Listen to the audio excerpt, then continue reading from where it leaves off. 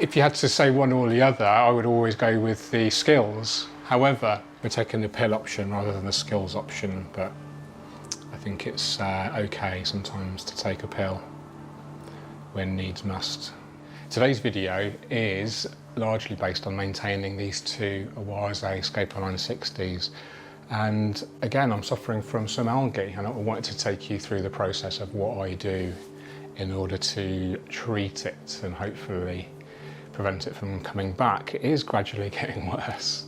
So I would normally have a negative kind of feeling about it, but now I almost relish it because it's an opportunity to solve a problem and share it with you guys, and hopefully you can learn along the way with me. Looking at algae from a holistic point of view, you know, what's the cause of it? We should always treat the cause rather than the symptom, although sometimes we need to treat the symptom in order just to make the tank look good to start with, to start that process going.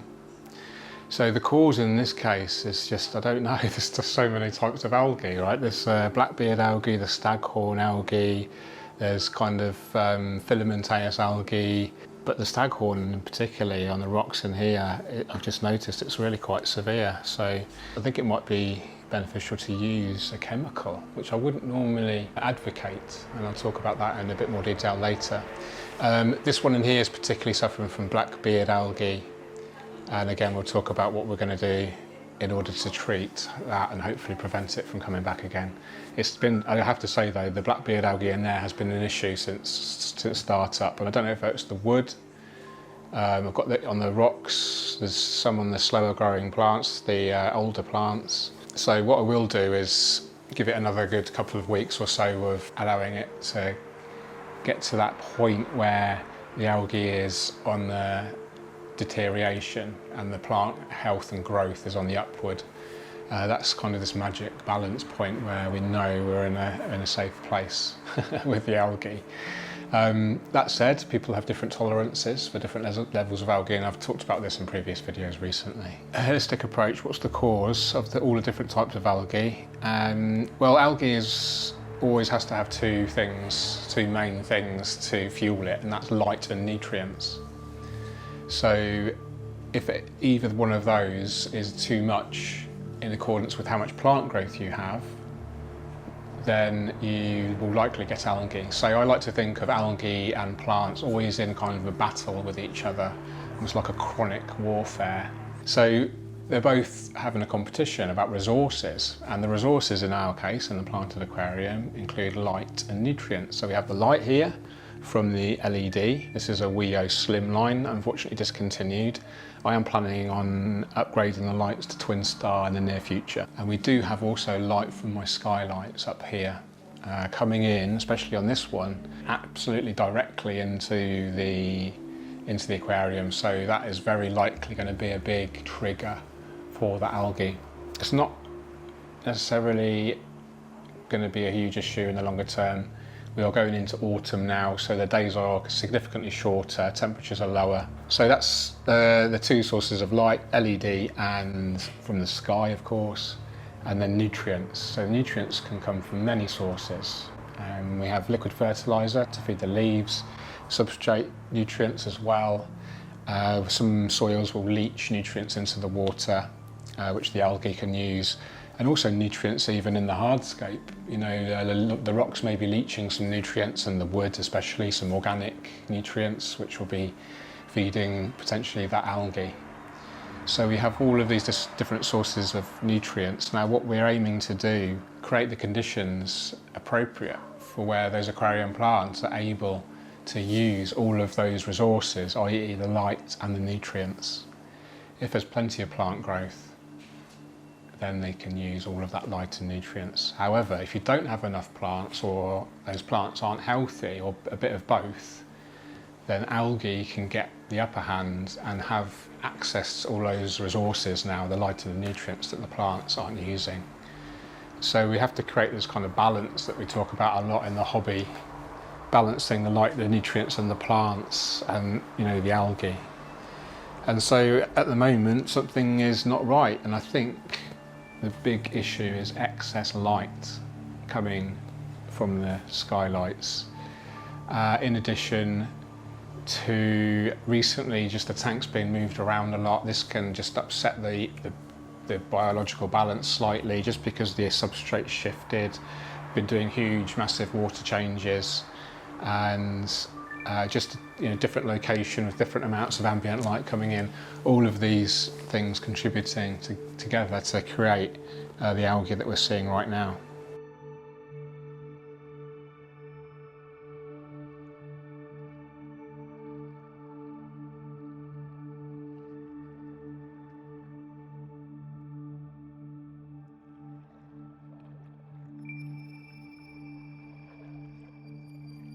Okay, time to start the maintenance process. I'm just going to go for it and talk you through what I'm doing. I don't really have a rigid kind of plan. I just tend to go with the flow. Some people are a bit more structured in their workflow, but I just like to see what's going on and then take measures accordingly. I do my thing of just taking it all in. What do I think? Where's my attention drawn to for the wrong reasons? Well, there's just loads of blackbeard algae all over the wood. Every part of the wood has blackbeard algae on it. So the two choices there, we can actually scrub it off with a toothbrush, or a wire brush I should say, because the toothbrush probably won't be strong enough. Or we can drain it down as part of the water change, and then we can try some of this APT fix, which I think is what I'm going to do because I've never tried it before. So we're taking the pill option rather than the skills option, but I think it's okay sometimes to take a pill when needs must. The worst affected blackbeard leaves I'll just cut off, and that will hopefully generate new growth, which will be algae free, hopefully, if the system is balanced and mature and everything is as it should be. Just siphon a load of the detritus out of the dense plant masses, lots of little trimmings of little leaves. We'll clean the glass, of course. I need to clean the lily pipes, the hoses, the pre-filter and the biomaster. And then we'll move on to that tank. So we'll do that now. The Denone Cleanator is great for getting rid of these hard water marks. Really hard water, unfortunately, here in Cambridgeshire in England. Just temporarily move the glass lily pipe out of the way. Just be careful because it is glass. It really is quite significant, this algae building up. Be interesting to see how it develops. And cleaning out the waste, the unhealthy, the ugly, the dying, and replacing it with fresh, new, vibrant, healthy.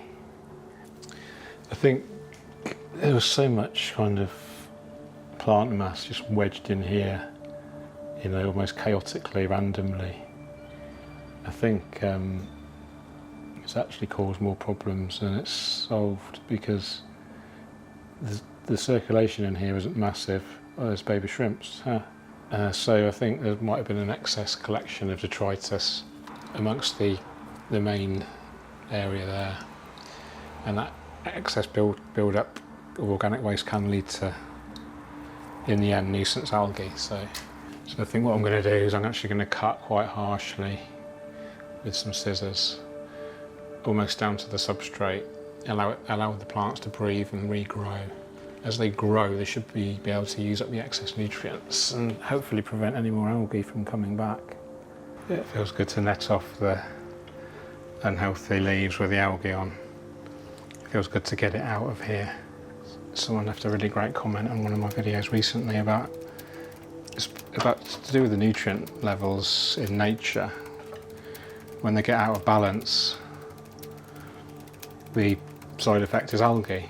So if there's not enough aquatic plant growth or other form of nutrient control in the natural habitat, and there's nowhere else for the nutrients to go other than to feed the algae or the cyanobacteria.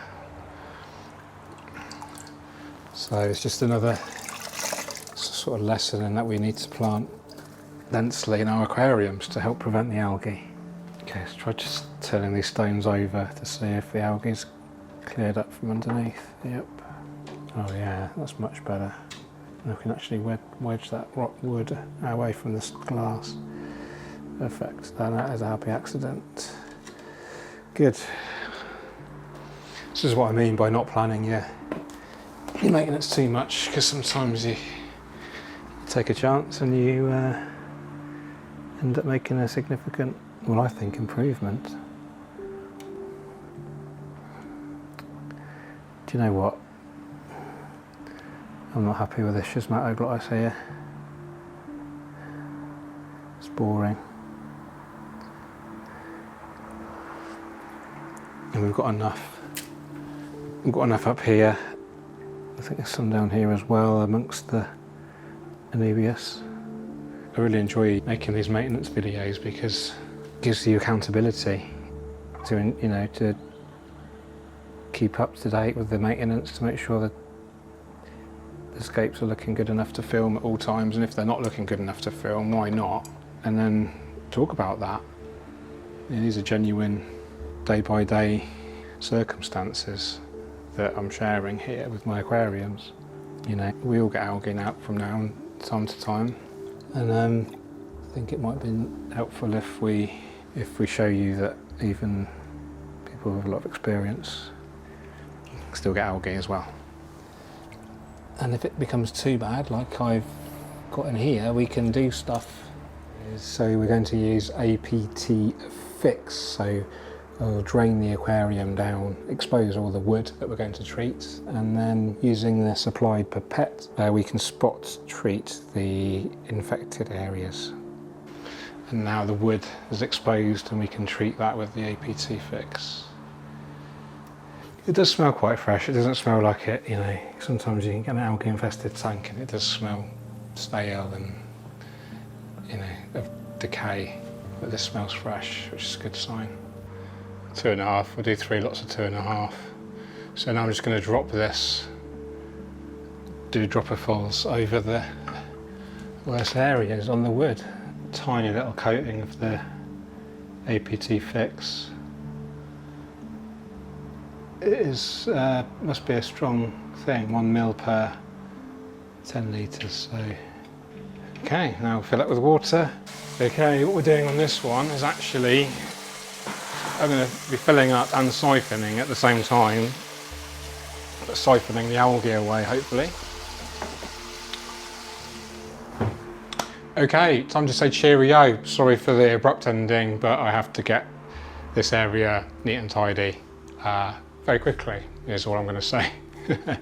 I hope you enjoyed that one. Just another look at algae, of course, and the idea behind the concept of this video was comparing pills versus skills, pills being the short-term chemical solution to a problem, and rather than addressing the root cause, versus just addressing the root cause, looking at the light, looking at the nutrients, doing the water changes, making sure we're not overfeeding, and all of the other stuff.